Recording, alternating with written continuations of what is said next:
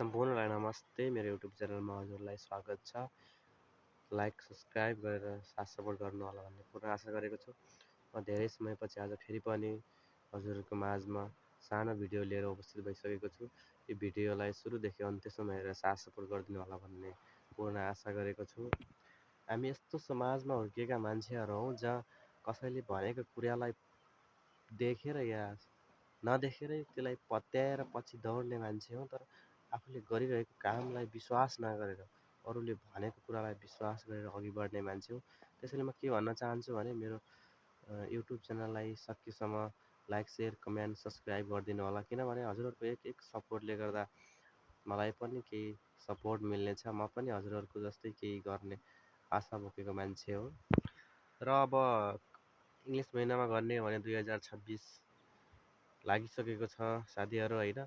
अब हामीले चाहिँ केही न केही नयाँ कुराहरू नयाँ कामलाई चाहिँ अगाडि बढाउनुपर्छ। हामी विद्यार्थीदेखि लिएर पछाडिसम्मको लागि काम लाग्ने अनलाइन कामहरू, कुनै व्यवसाय बिजनेस अथवा कुनै न कुनै कामहरू अहिले नै थाल्ने गरियो भने भोलि भविष्यमा गएर केही न केही सफलता हासिल गर्न सकिन्छ। अहिले नै सफलता हासिल गर्नु सकिन्छ भन्ने कुरा होइन। अहिले नै हामीले कामको सुरुवात गऱ्यौँ भने कुनै न कुनै भोलिको समयमा केही न केही मार्फत हामीले अहिले नै सुरु गरियो भने पछि हाम्रो समय नै हाम्रो समय हो। अहिले सुरु गरियो भने पछि सफल हुन सकिन्छ। हामी कस्तो खालको मान्छे हो भने अहिले नै हामीलाई रिजल्ट चाहियो। अहिले नै रिजल्ट भनेको आउनलाई के हो त, एउटा भात पकाइयो भने पनि त्यसलाई टाइम लाग्छ। त्यसैले म के भन्न चाहन्छु भने केही न केही समय लाग्छ साथीहरू। अहिले केही न केही गर्ने सोच राख्नुहोस्, जाँगर राख्नुहोस्। हामीसँग पर्याप्त 24 घन्टा छ। जुन मिलियन करोडौँ अरबौँ पैसा कमाइरहेछन् उहाँहरूसँग पनि त्यही 24 घन्टा हो। हामीसँग पनि त्यही 24 घन्टा छ। तर हामीले समयलाई चाहिँ सदुपयोग गर्न सकेका छैनौँ। ग्यारेन्टी साथ भन्न सक्छौँ तपाईँ हामी समय बिताइरहेका छौँ, वरपर घुमिरहेका छौँ, तर हामीले गरिरहेको काम वा पेसामा कुनै पनि आर्थिक लाभ हुने खालको काम अथवा व्यवसाय पेसा छैन। किन त्यसले गर्दा हाम्रो समाजमा विभिन्न गरिबी अथवा परदेशमा जानुपर्ने बाध्यताहरू छन्।